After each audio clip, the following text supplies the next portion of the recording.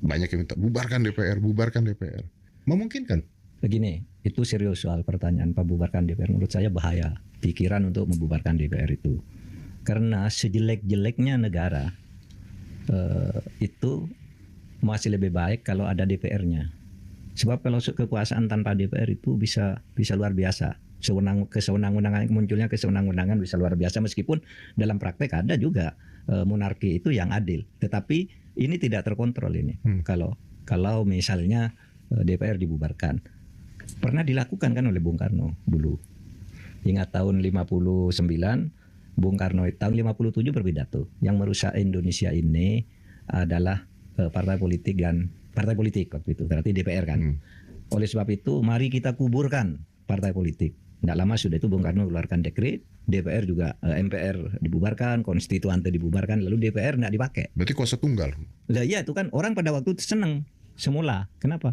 Oh bagus nih Bung Karno menyelesaikan pertikaian. Semula bagus disambut gitu. Tapi lama-lama karena DPR-nya tidak ada, Bung Karno semakin lama semakin jauh bertindak sendiri, sewenang-wenang. Undang-undang tidak pernah dibuat lagi, yang dibuat Penpres waktu itu, penetapan presiden itu undang-undang, tapi tidak dibuat bersama presiden, dibuat sendiri oleh Bung Karno. Maka namanya Penpres. Yang itu diberlakukan sebagai undang, bisa menghukum orang, bisa nangkap orang, bisa membubarkan pengadilan dan sebagainya. Jadi maksudnya nggak ada kontrol sistem ya Pak? Nggak ada kontrol sistem. Oleh sebab itu sejelek apapun DPR dan parpol sekarang itu jangan berpikir untuk dibubarkan. Situasinya akan lebih buruk lagi. Kekuasaan itu diberikan tanpa ada DPR. Gitu. Nah oleh sebab itu sekarang tinggal kita perbaiki aja DPR. Kan DPR sekarang digugat. Bubarkan DPR itu kan karena mereka itu seperti memfungsikan diri tidak sebagai wakil rakyat. Terkadang berkolusi juga dengan istana kan, kadangkala di dalam pembuatan undang-undang macam-macam. Nah itu aja diperbaiki. Kalau ganti anggota DPR gitu? Bisa diganti. Kenapa? Misalnya proses pergantian itu nanti kalau pada waktunya pemilu. Kalau diganti sekarang ada proses penggantian antar waktu, meskipun itu syaratnya harus terjadi pelanggaran dulu. Kan pelanggaran tidak ada Pak. Kalau tidak ada pelanggaran ya bisa saja. Artinya tindakan ekstrim daripada membubarkan DPR tanpa ganti, kan mendingan diganti. Pokoknya DPR harus tetap ada karena itu instrumen konstitusi. Nah ini aja deh seperti kejadian Pati ya Pak. Itu kan nggak semudah itu dimaksulkan.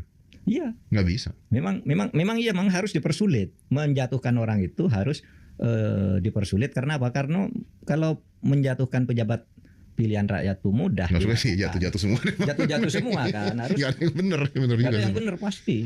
Ya pasti dianggap tidak ada yang benar, dipersulit juga. Tapi kalau sudah rasional ini memang sudah tidak benar kan ada mekanisme. Berarti ketika keadaannya very ekstrim, maka bisa terjadi gitu.